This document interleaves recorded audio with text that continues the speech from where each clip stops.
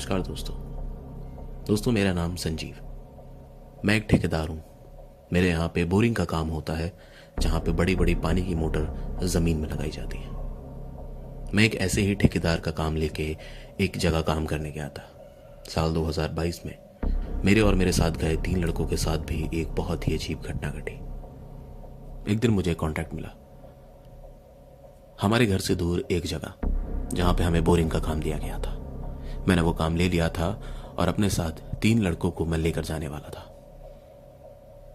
उस घर के मालिक ने हमें पता दे दिया था और उसने कहा था कि वो यहां से काफी दूर है, तो अगर तुम चाहो तो जब तक जितने दिन तुम्हारा वहां पे काम चलेगा उतने दिन तक तुम वहां रह सकते हो, क्योंकि उस घर में और कोई नहीं रहता। तो हमने भी उसकी बात मानी और अपने साथ 3-4 दिन का सामान लेकर उस जगह अपनी अपनी मशीन लेकर पहुंच गए। जब हम उस जगह पहुंचे और उस जगह को देखा जहां हमें बोरिंग करनी थी, तो वो कोई मामूली घर नहीं बल्कि एक काफी बड़ी हवेली थी। हमें हवेली के अंदर बोरिंग करनी थी। हमें वो जगह मिल गई थी जहां पे हमें बोरिंग करनी थी। हमारे पास एक काफी बड़ी मशीन थी। वो मशीन हमने वहां पे बोरिंग की लगाई और अपना काम पहले ही दिन से करना शुरू कर दिया। और शाम को करीब 5:30 से 6 बजे तक हमारा काम पहले दिन का खत्म हो चुका था। हम चारों लोग उसी हवेली में एक कमरे में रखने वाले थे। हमें वहां के मालिक ने परमिशन दे दी थी कि हम वहां पे रह सकते हैं। हम अपने साथ कुछ कपड़े और जरूरत का सामान लेकर आए थे। अपना मशीन से सारा काम करने के बाद चारों अपना एक एक करके वहां पे नहा लिए थे और उस जगह रात के खाने की व्यवस्था चल रही थी। खाना पीना खाने के बाद हम चारों उस कमरे में बैठे आपस में बात कर रहे थे। हवेली सच में बहुत बड़ी थी और सुंदर थी। उसी के बारे में बात चल रही थी कि तभी हम चारों के कान में एक आवाज आई। उस आवाज को सुन के चारों एकदम से उठे और कमरे से बाहर निकले, क्योंकि ये आवाज हम लोगों की बोरिंग की मशीन की थी। वो मशीन हवेली के एकदम पिछले हिस्से में लगी हुई थी। हम वहां पे गए तो देखा कि बोरिंग की मशीन अपने आप चल पड़ी थी। हम चारों एक दूसरे की शक्ल देख रहे थे। हम चारों इसलिए चौंक गए थे क्योंकि वो मशीन एक जनरेटर से चलती है।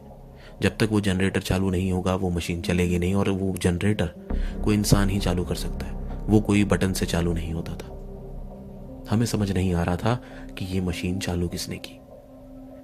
या तो हमारे अलावा कोई इस हवेली में है, लेकिन हम लोगों ने हवेली पूरी तरह से देख ली थी। हमारे अलावा, हम चारों के अलावा उस हवेली में कोई नहीं था। तो न जाने ये मशीन चालू कैसे हुई। हमने जाकर फिर वो मशीन बंद कर दी।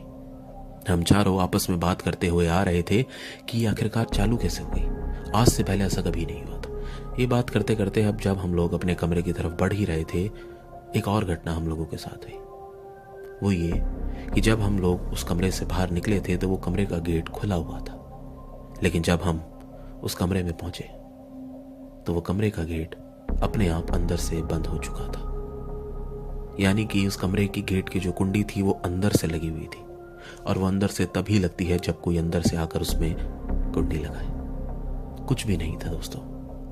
हम चारों के अलावा उस हवेली में कोई नहीं था। हम चारों ने बड़ी कोशिश करी उस कमरे का गेट खोलने की, लेकिन वो गेट खुला ही नहीं। फिर हम चारों ने फैसला किया कि एक बार देख आते हैं, हो ना हो हवेली में हमारे अलावा भी कोई है जो हमारे साथ शरारत कर रहा है। हम चारों अलग अलग हो गए और पूरी हवेली देख ली, लेकिन इस बार भी हमें पूरी हवेली में हम चारों के अलावा कोई दिखाई नहीं दिया। लेकिन हम चारों जैसे ही वापस घूम के अपने कमरे में आए तो कमरे का गेट इस बार खुल चुका था।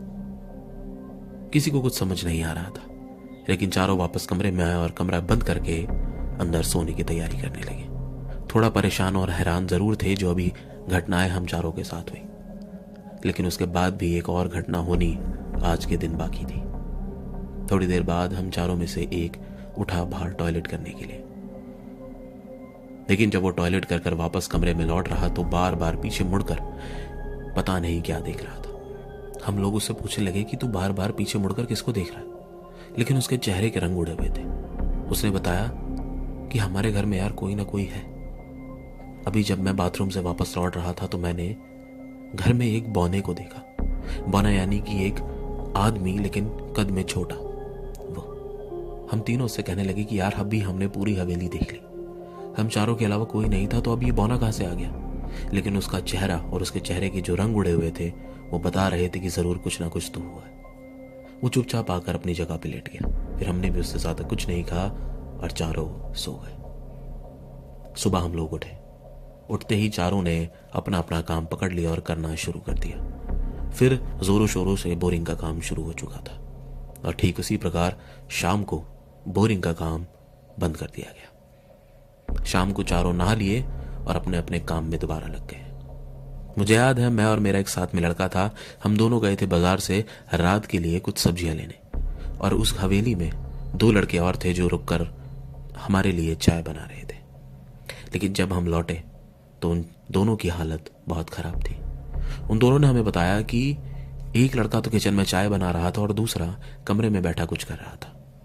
वो दोनों अपने अपने कामों में लगे हुए थे, लेकिन जो लड़का रसोई में खड़ा होकर चाय बना रहा था उसके साथ कुछ अलग हुआ। उसने बताया कि वो अपना चाय बनाने में एकदम मगन था, लेकिन उसे ऐसा लगा जैसे रसोई के पीछे से कोई गुजर रहा है। उसे पहले ये लगा कि शायद जो लड़का कमरे में बैठा है वही बार बार आ रहा है, जा रहा है। लेकिन जब उसने एकदम से एक बार जब पीछे मुड़कर देखा तो उसने पाया कि ठीक रसोई के पीछे से एक बौना आदमी वहां से गुजरा। उसे देखने के लिए जैसे ही वो भाग कर रसोई से बाहर आया तो बाहर उसे कुछ दिखाई नहीं दिया। वो घबरा गया। उसने चिल्लाकर दूसरे लड़के को जो कमरे में बैठा था उसको आवाज मारी और वो भी भागकर उसके पास आया। उसने बोला कि भाई, मैंने अभी एक बौने आदमी को देखा जो रसोई के सामने से गुजरा, लेकिन जैसे ही मैं बाहर आया उसे देखने के लिए तो वो गायब था। दूसरे वाले ने जब ये बात सुनी तो वो रात की जो बात हुई थी उसे सोचने लगा। ये दोनों थोड़ा घबरा गए। इन दोनों ने उसके बाद कुछ काम नहीं किया और चुपचाप जाकर डरे सहमे कमरे में जाकर बैठ गए। अब ये दोनों कुछ भी नहीं कर रहे थे।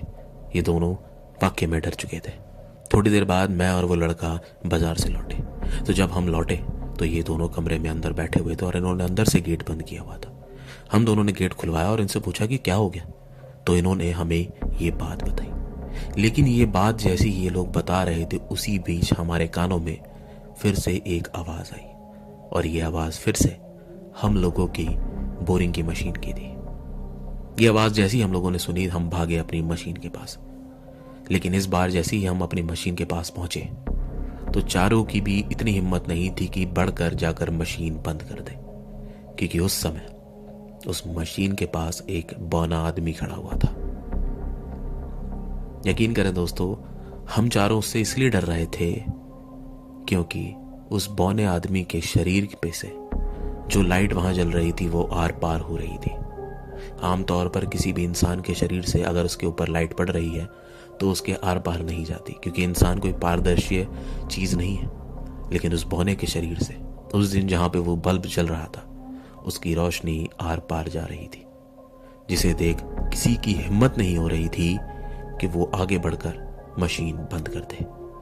लेकिन थोड़ी देर बाद वो बौना खुद ब खुद वहां से हटा और आगे की तरफ जाने लगा और हमारी मशीन अपने आप बंद हो गई, जिसे देख मैंने उन तीनों से बोला कि अब यहां रुकना ठीक नहीं है। ये जो भी चीज है कोई आम चीज नहीं और ये कोई इंसान नहीं हो सकता। हम चारों ने फैसला किया कि यहां से अभी निकलते हैं। यहां तक कि हमारी जो वहां पे चीज पड़ी हुई थी, हमारी मशीन थी और जो हमारा जरूरी सामान था, हमने वो तक बटोरने की कोशिश नहीं की। हमने कहा कि हम यहाँ पे कल आकर ले जाएंगे सामान, लेकिन अभी यहाँ पे रुकना बिल्कुल ठीक नहीं है। हम चारों हवेली के पिछले हिस्से से आगे की तरफ भागे जहां पे हवेली का मेन गेट था। हम उस मेन गेट की तरफ भागे तो हवेली के आगे की तरफ खुला मैदान था और आगे जाकर एक स्टील का जाली वाला बड़ा सा गेट था। वो गेट खुला हुआ था, लेकिन जब हम चारों उस गेट के पास पहुंचे तो उस गेट पे न जाने कहां से ताला लग चुका था, और वो ताला भी अंदर की तरफ से लगा था। जब से हम इस हवेली पे आए हैं उस गेट में कोई ताला नहीं था। यहां तक कि अभी जब मैं थोड़ी देर पहले बाहर से बाजार से सब्जियां लेके आया था तब भी वो गेट खुला था, लेकिन अब उस गेट पे ताला लग चुका था और उसकी चाबी हमारे पास नहीं थी। हम चारों पागल हो चुके थे, एक दूसरे को देख रहे थे, पूछ रहे थे कि अब क्या करें, कि तभी उतनी देर में हम चारों की नजर एक जगह पड़ी। उस खुले मैदान में एक कोने की तरफ एक जगह थी जहां पर कुछ पेड़ लगे हुए थे। वहां से जमीन के अंदर से कुछ चीज बाहर निकल रही थी और हम चारों के सामने ही देखते देखते उस जमीन के अंदर से वही बौना बाहर निकल रहा था, मानो जैसे कि वहां पे उस बौने की कब्र हो और वो कब्र खोद कर वो बौना बाहर आ रहा हो। इतना भयानक दृश्य देखने के बाद चारों की इतनी ज्यादा हवा खराब हो गई कि हमने किसी तरह बस वहां से भागने की कोशिश करी। फिर उसके बाद एक एक करके वो जाली वाला गेट हम चढ़ने लगे और चढ़कर उसको पार करने लगे। मैं आखिरी बंदा था उस जाली को गेट पे जो चढ़ा था, लेकिन मैंने उसको पूरा देखा था कि वो बौना जमीन के अंदर से कैसे बाहर निकल रहा था। मेरी आंखों के सामने वो बौना जमीन के अंदर से बाहर निकला और वो धीमे धीमे कदमों से हमारी तरफ बढ़ रहा था। लेकिन समय रहते हम चारों लोग उस जाली के गेट को चढ़कर पार कर गए और वहां से भागने लगे। हमें इतना नहीं पता था जब हम लोग वहां से भाग रहे थे कि हम लोग भाग कहाँ रहे, क्योंकि हम 2 लोग अलग दिशा में भागे और 2 लोग अलग। मेरे साथ एक लड़का भागा अलग और बाकी 2 लड़के कहीं और भाग गए। हम जहां भी भागना चाहते थे बस इस जगह से दूर जाना चाहते थे। किसी तरह हमने वो रात बाहर काटी और सुबह होते ही मैं, जो मेरे साथ लड़का था, उसके साथ अपने घर पहुंचा।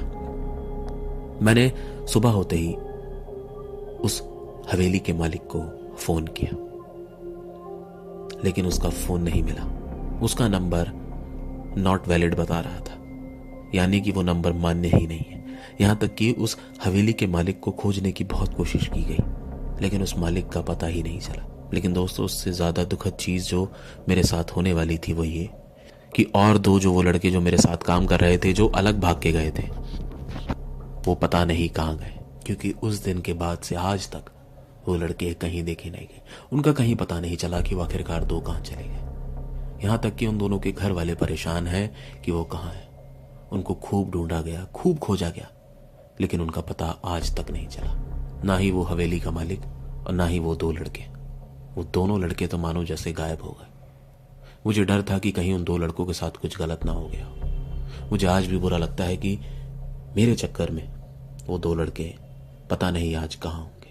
थोड़े दिनों बाद जब वहां के आसपास के लोगों से पूछा गया तो उन लोगों ने बताया कि करीब पिछले 8 साल से यह हवेली ऐसी खाली है, उसमें कोई नहीं जाता। और यहां तक कि वहां के लोगों को भी नहीं पता कि इस हवेली का मालिक कौन है। करीब उस घटना के 3 महीने बाद जाकर मैं हिम्मत करके अपनी मशीन वगैरह वहां से लेके आ पाया।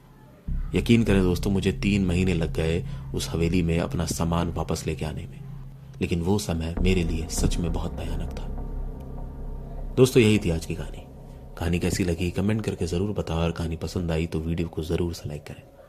चैनल पर नए और मेरी कहानी पहली बार सुन रहे हैं तो चैनल सब्सक्राइब करें और बेल आइकन भी जरूर दबाएं, क्योंकि मैं ऐसी कहानियां जल्द लेकर आता रहता हूं। फिर मुलाकात होगी एक और नई हॉरर स्टोरी के साथ। नमस्कार।